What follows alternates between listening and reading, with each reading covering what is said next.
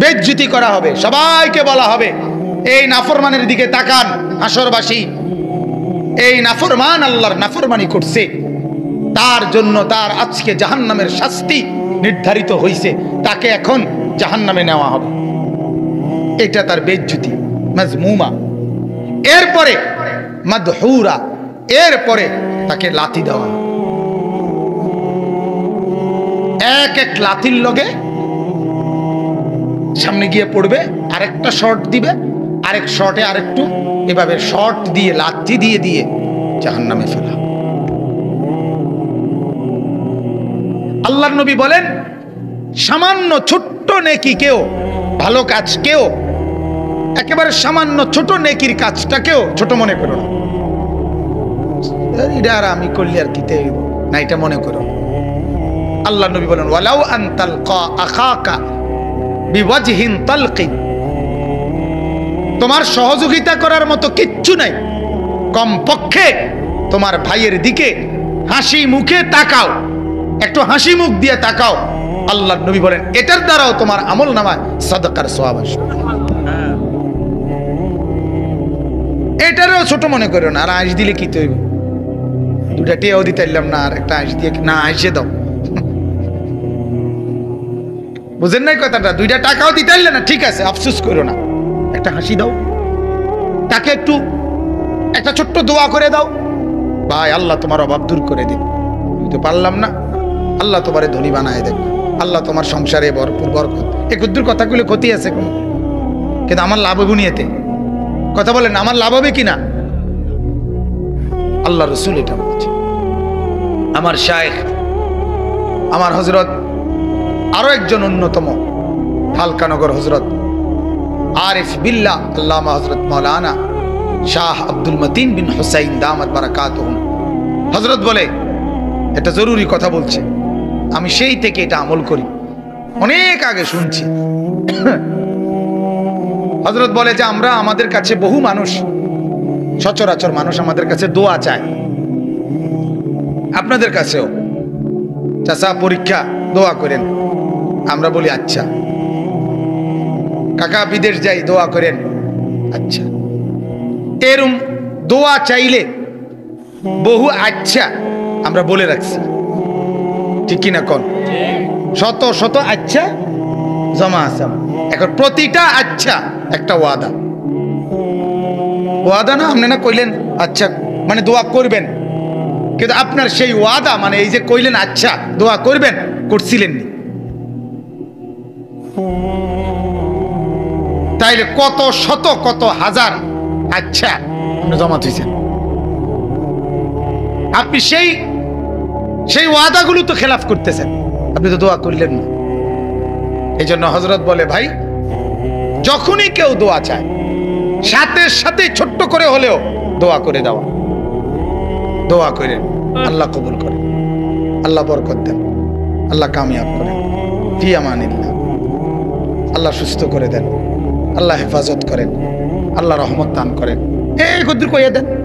আচ্ছা না কইয়া এটার জায়গায়, হ্যাঁ ছেলেটা হাসপাতালে, ভাই দোয়া করেন আল্লাহ শেফা করে দেন, ছাড়ছে না? মানে এই দোয়া হইল কিনা? এটা তাহলে আর আমার ওই আচ্ছার কি রইল না, আমি যে ওয়াদা লইলাম আচ্ছা, এই ঝামেলা তার থাকলাম না, নগদটা নগদই কি দিয়ে দিলাম, ছোট হোক ছোট। আর দোয়া করা এটা তো একটা ইবাদত, দোয়া করা একটা কি ইবাদত। এর এই দোয়াটাও আমি দোয়া করছি তার জন্য, কিন্তু এটা দোয়া একটা ইবাদত না, অতএব এই ইবাদতটাও আমার আমলনামার মধ্যে মিজানের পাল্লায় নেকি হিসেবে উঠানো হবে। তাহলে আমার লস কি? বলেন না, আমার ক্ষতি কি?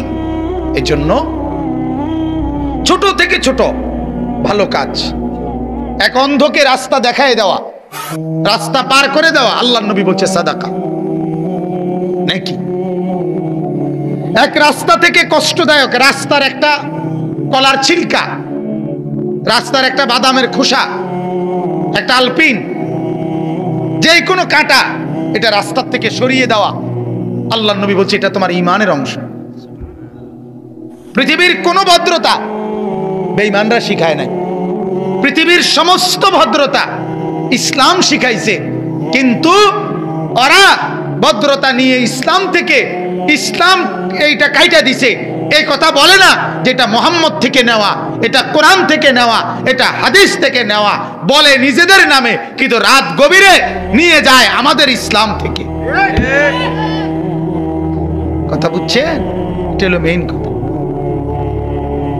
কারো কাছে পৃথিবীর কেউ, গোটা ইউরোপ, কোন কাফের বেঈমানের কাছে ইমানদারের শেখার মতো ভদ্রতা কোনো কিছুর দরকার নাই। আমার নবী মুহাম্মদ সাল্লাল্লাহু আলাইহি সাল্লাম ভদ্রতার সর্বোচ্চ উদাহরণ। তার চাইতে আজিমুশ শান ভদ্র আর কেউ হইতে পারে না। আল্লাহর নবী সাল্লাল্লাহু আলাইহি সাল্লাম হাদিসে আছে, তাকে যদি কেউ কথা বলতেন ডান দিক থেকে, ডাক দিছে, আল্লাহর নবী পুরো চেহারা এইভাবে ঘুরাইতেন এবং যতক্ষণ ওই লোক কথা বলে চেহারা এদিকে ফিরাইতেন না। এটা ভদ্রতা না? আমরা হ্যাঁ কবি না বুঝতেছি তো, আও কদুর এদিকে চান, আরে এদিকে চান, তোর কথা শুনলে তো হইলো বেটা, ঠিক না? এরকম করি না? আল্লাহ রসুল পুরা চেহারা ফিরাতেন। রাসূলুল্লাহ সাল্লাল্লাহু আলাইহি সাল্লাম হাত মিলাইলে, কেউ মুসাফা করলে, যতক্ষণ ওই লোক হাত না সরাইতো নবীজি নিজে হাত টাইনে নিতেন না। কথা বুঝছেন না? এরকম ভদ্র ছিল, এতটা শরীফ ছিল। হাদিসের কোরআনে আছে, তাফসিরে বিয়ে করছেন, সবাইরে ওলিমা খাওয়াইছেন।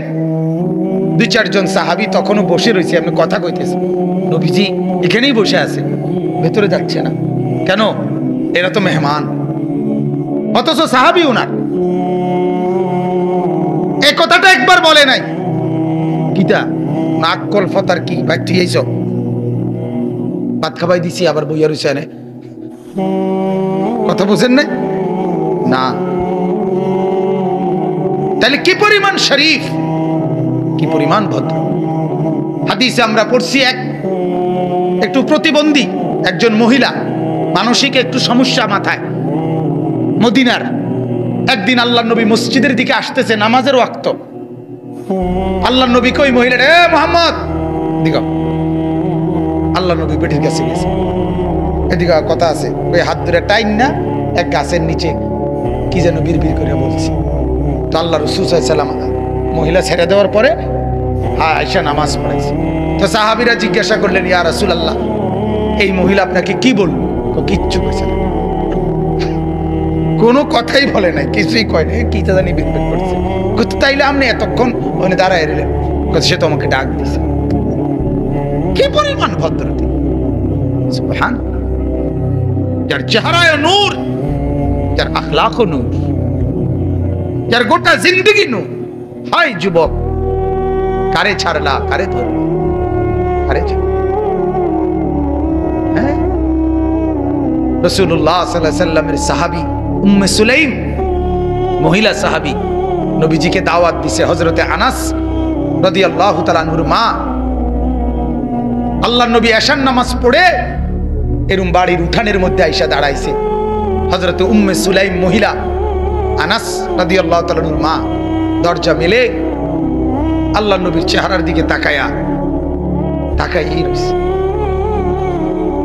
আর আকাশের পূর্ণিমার চাঁদ উঠছে, তো চাঁদের দিকে একবার তাকায়, নবীজির দিকে একবার তাকায়। আল্লাহর নবী কিছুক্ষণ পরে বললেন, উম্মে সুলাইম, এটা কি ধরনের মেহমানদারি? আমাকে দাঁড় করায় রাইখা বসারও কোনো ব্যবস্থা না, ডাকারও কোনো না, মেহমানদারিরও খবর না, কি দেখছো? এই কথা বলাতে উনার থিতাইছে, মানে উনি তো হারায় গেছিল। তো চোখের পানি ফেলে বলছি, ইয়া রাসূলুল্লাহ, দেখছিলাম পূর্ণিমার ওই চাঁদ সুন্দর নাকি এই চেহারা সুন্দর? ফাওয়াল্লাহি লা আনতা আহসানু ইনদি মিনাল কমর। আল্লাহর কসম নবী, পূর্ণিমার ওই চাঁদের চাইতে আপনি অনেক বেশি সুন্দর। কাকে ধরলাম? হ্যাঁ আমার বাজান, দাড়ি কাটাই চেহারা দিয়ে কার মতো সাজলেন? কার? ওয়ালাকাদ খালাকনাকুম সুম্মা সাওয়ারনাকুম। আল্লাহ কোরআনে বলে, বান্দা আমি তোমাকে সৃষ্টি করেছি এবং তোমার শরীরের ড্রয়িং আমি সাজিয়েছি। এটা আমার হাতের ড্রয়িং। এই ড্রয়িং আমি করেছি। আল্লাহ বলেন আমি ড্রয়িং করেছি। এখানে নাক, দুই পাশে কান, এখানে দুইটা চোখ, এখানে ভ্রু, এখানে ঠোঁট, এখানে মাথা, এখানে হাত, এখানে পাও। আল্লাহ বলেন বান্দা এই ড্রয়িংটা, এই সাজটা আমি করছি। কে? তাইলে তুমি বান্দা বলো, আমার এই ড্রয়িং এর কোন অঙ্গের ব্যাপারে তোমার আপত্তি? তুমি কও। নাকটা এখানে লাগানো উপযুক্ত হয় নাই, ঠিক না? 1 ইঞ্চি বা 1 সুতা নাড়া দিলে ভালো হইতো না? কথা বলেন না কেন? কানটা, কোন একটা অঙ্গের ব্যাপারে আল্লাহর ডিজাইনের উপরে কারো আপত্তি আছে? তাইলে এই দাড়ির ব্যাপারে আপত্তি করলো কেন? এটাও তো মালিকের ডিজাইন, এটা আল্লাহর দেওয়া না? তাইলে এই জন্য আমার বলতে লজ্জা নাই। আমি বলি সরাসরি কথা, কারো গায়ে লাগুক নলে পিঠে লাগুক, কিছুই করার নাই। আমার কথা হলো, আফসোস হইল যে আল্লাহর দেওয়া ড্রয়িং লাইরা মানুষ এটা হইতেই পারে যে ড্রয়িং আমি বদলাইছি, আমার বিল্ডিং এর ড্রয়িং আমার ভালো লাগছে না, আমি আরেকজন ইঞ্জিনিয়ার দিয়ে বদলাইছি। আমার কথা হইল আল্লাহর মতো শ্রেষ্ঠতম কারিগরের ড্রয়িং বদলাইয়া তুমি বেটা যেখান থেকে ড্রয়িং করে আনছো, এটার নাম হলো নাফিত্তা, তোমার রুচি। কি বদলাইয়া কিতা করলা? কার থেকে কিতা আনলা? হ্যাঁ বলেন, জিজ্ঞাসা করেন ইনসাফের সাথে। বাপ এই ড্রয়িং আল্লাহর না, তো তুমি বদলাইয়া কই থেকে ড্রয়িং আনছো? এটা সমমানের একজন ইঞ্জিনিয়ারের তাইনটা তত দুঃখ আছিল না, বুয়েটের একজন ইঞ্জিনিয়ারের তাইনটা তত একটা মন্ডারে বুঝাইতাম। কই থেকে আনলা তুমি? কার থেকে এই ড্রয়িং আনলা? আল্লাহর সমমানের, আল্লাহর কাছাকাছি, আল্লাহর সমকক্ষ নাউজুবিল্লাহ আছে কি কেউ? কুল কায়নাত গোটা পৃথিবীর ডিজাইনারের ডিজাইন দিলেও তো মালিকের একটি নকশার সামনে কিছুই হবে না। ফাতাবারাকাল্লাহু আহসানুল খালিকিন। এজন্য মুসলমান বুঝতে শিখেন, কাকে ছাড়লেন কাকে ধরলেন। যুবক তোমরাও ভাইব, নিজের প্যান্ট, নিজের শার্ট কতজনের মতোই তো সাজলা, রসুল আরবির মতো কি একবারও সাজতে মন চায় না? হ্যাঁ, আবু বকর সিদ্দিক, ওমর, উসমান, আলীর মতো কি একবারও হতে মন চায় না? ওনারা কোন দিক দিয়ে কম? হ্যাঁ, ওনাদের সাথে তুলনার যোগ্য পৃথিবীর কোন মানুষ? এই নিউটন বলেন, আইনস্টাইন বলেন, কার্ল মার্কস বলেন, লেনিন, মাও সেতুং, হো চি মিন, চে গুয়েভারা, এই যত বিশ্বজয়ী নেতারা, হ্যাঁ যারাই আছে, দার্শনিক বলেন, পণ্ডিত বলেন, পৃথিবীর যা আছে গত 1400 বছরের ভিতরে আবু বকর, ওমর, ওসমান, আলী, ওনাদের বিকল্প বা ওনাদের সমকক্ষ কেডা?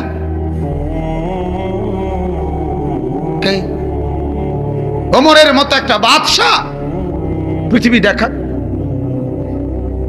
পৃথিবী দেখা।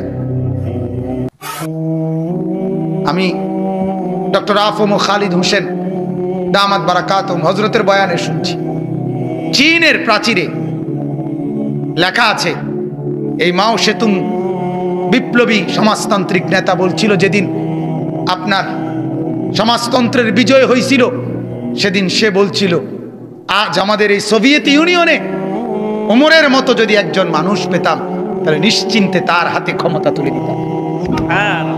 কাফের,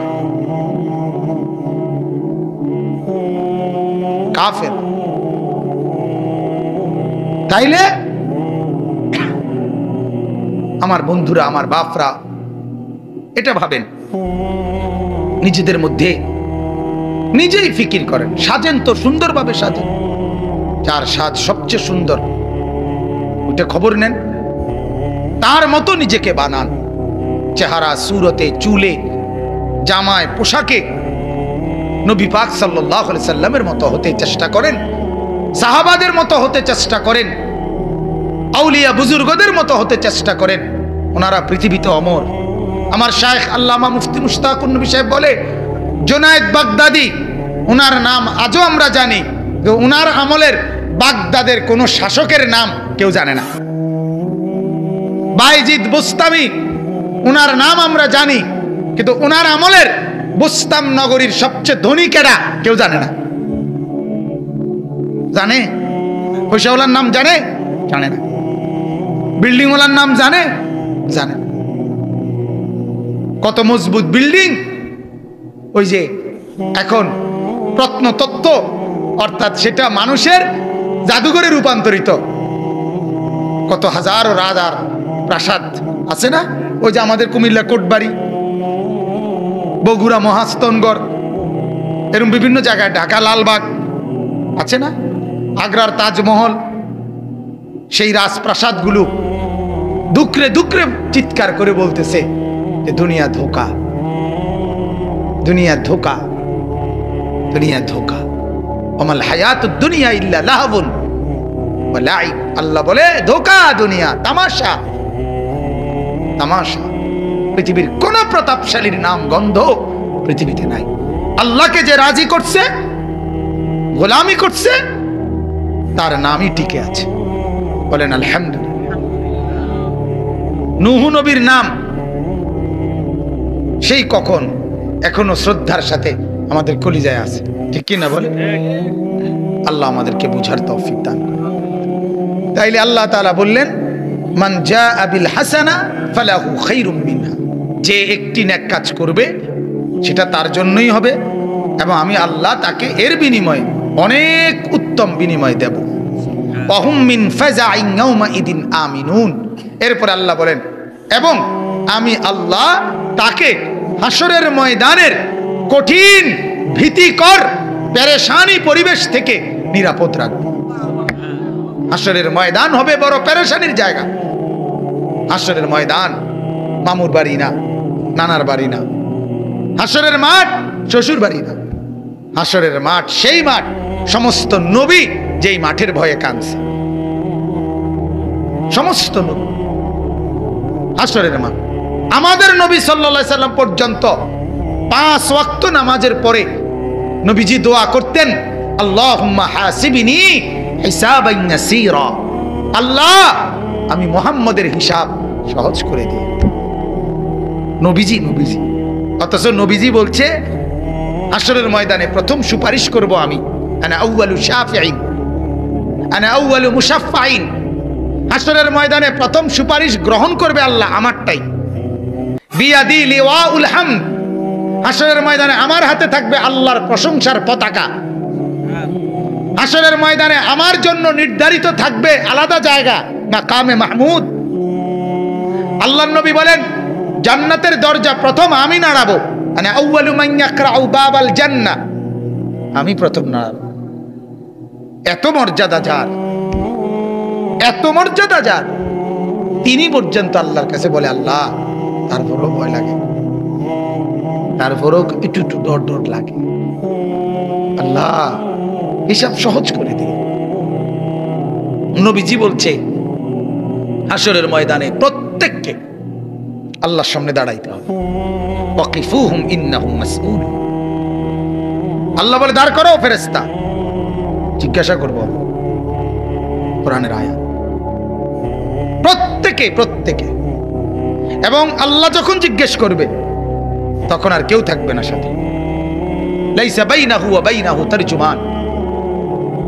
কোন দোভাষীও থাকবে না, শুধু আল্লাহ আর বান্দা। আল্লাহ তখন আমলনামা হাতে থাকবে। আল্লাহ নবী বলেন, আমলনামাটা দেখে শুধু আল্লাহ তাআলা যাকে বলবে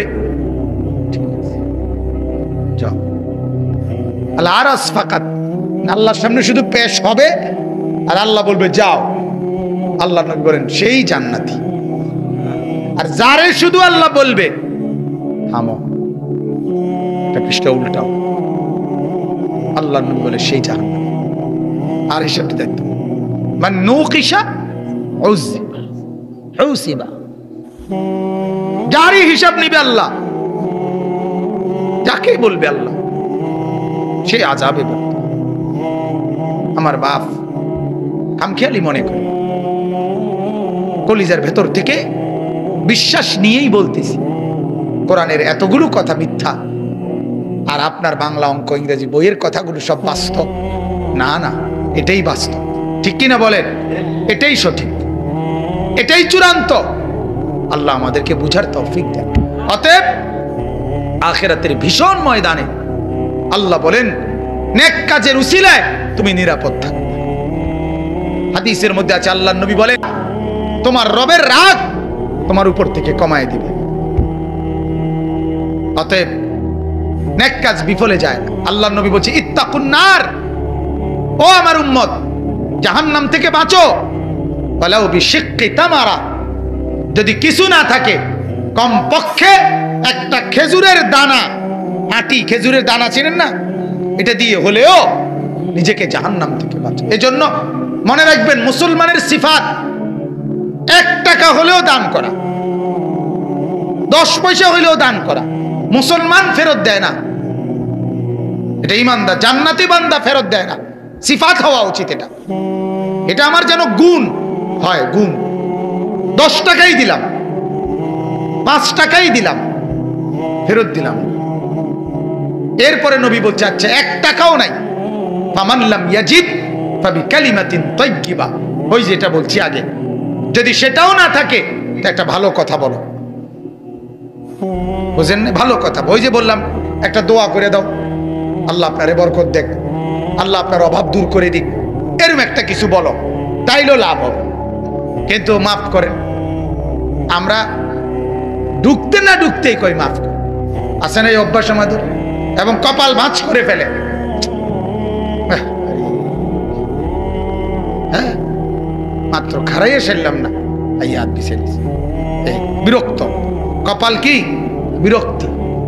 অথবা আসতেছে ওই হুজুর আইয়ে টেয়ার লাগিয়া, মসজিদের থেকে টেয়া চাইব, মাদ্রাসার লাগিয়া, এই জন্য এমনি ঘুরে গেছে এদিকে।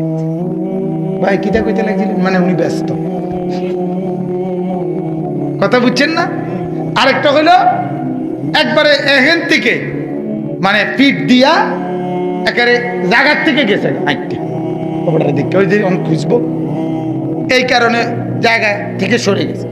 আল্লাহ বলে এই 3টা আচরণ, কপাল ভাঁজ করা, এরম বাঁকা হইয়া আরেকদিকে ফিরে যাওয়া, জায়গার থেকে সরে যাওয়া, আমার রাস্তায় দান না করে এই 3টা আচরণ যে করবে, আল্লাহ তাআলা কিয়ামতের দিন তার সম্পত্তিগুলোকে আটার কাই বানাইয়া এরকম গোল আগুনে পুড়াইয়া এই 3 জায়গায় দাগ লাগানো, ইয়াউমা ইউহমা আলাইহা ফি নারি জাহান্নাম ফাতুকওয়া বিহা জিবাহুহুম ওয়া জুনুবুহুম ওয়া যুহুর, পিঠে, কোমরে, কপালে। হাদা মা কানাসতুম লিআনফুসিকুম, আল্লাহ বলবে এগুলো হলো সেই সম্পদ যেগুলো জমা করে রাখছো, দেওয়া নাই, এজন্য দান করবেন। আপনাদের মহল্লায় মাদ্রাসা হামিউস সুন্নাহ নামে চালু করা হয়েছে, আপনারা সন্তানও দিবেন, সহযোগিতাও করবেন, বলেন ইনশাআল্লাহ। 10 জন বাচ্চা পড়ুক, কোনো অসুবিধা নেই, 20 জন বাচ্চাই পড়ুক, এত মাদ্রাসা দিয়ে কি দরকার, এত সাদওয়ান দিয়ে কি দরকার, কথা বলেন না? একটা 1000 লিটারের গাজি টাঙ্কি কিনা লাইলে এটার মধ্যে যদি চা বানাই এলায়, কথা বোঝেন না, তাইলে তো একবার সুবিধা না, ওরা আসে আপনার আরো কম বানাইতো। 1000 লিটার চাই একটা কি বানাই লাইলে গাজি টাঙ্কি গ্রামের মাঝখানে থুয়ে দিলে, এবার যার যত দরকার চা বালতি দিয়া, জগ দিয়া, মগ দিয়া নেও খাও। এত এত ছোট ছোট কেটলি দিয়ে দিয়ে এত দোয়ানের এত এত চা দোয়ান কি দরকার, একটা বড় করিয়া গাজি টাঙ্কি বানাইল না, কথা বলেন না কেন? এত মুদি দোয়ান মূলা তরকারি বেটা তোরা এতজনে লইয়া বইসুত কা, একজনের কাছে টাল দিয়ে তুলে যেতে পারো। ফুলকপি কা এতজনে বাজারে লইয়া বলি বেটা, এক জায়গাতে ফুলকপি সবই টাল 10 টাকা, এতজনে বেতন দরকার কি?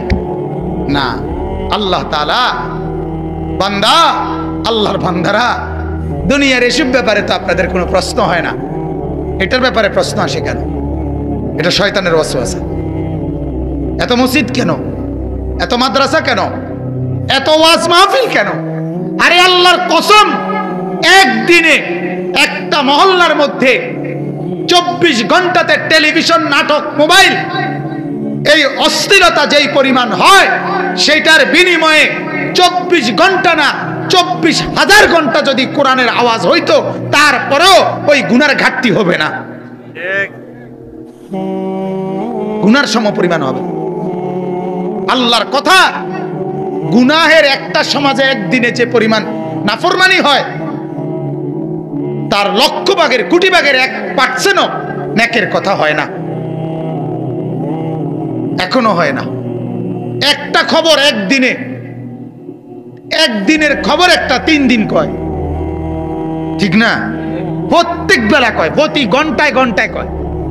এই যে ময়মনসিংহে একটা সিএনজি কাটিয়ে গেছে, হ্যাঁ, আপনার একটা বাস খালের থেকে পানি উঠে গেছে, মানে রোডে উঠতে পড়ছে। এই কথাইটা মনে করেন কইল, এই যে কথাইটা 10টা 11টা 12টা 1টা 2টা কইতে আছে, ঘন্টার পর ঘন্টা, ঘন্টার পর ঘন্টা।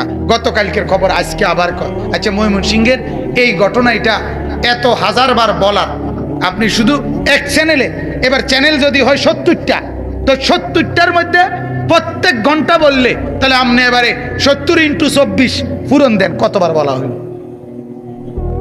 কথা বুঝেন নাই আপনি?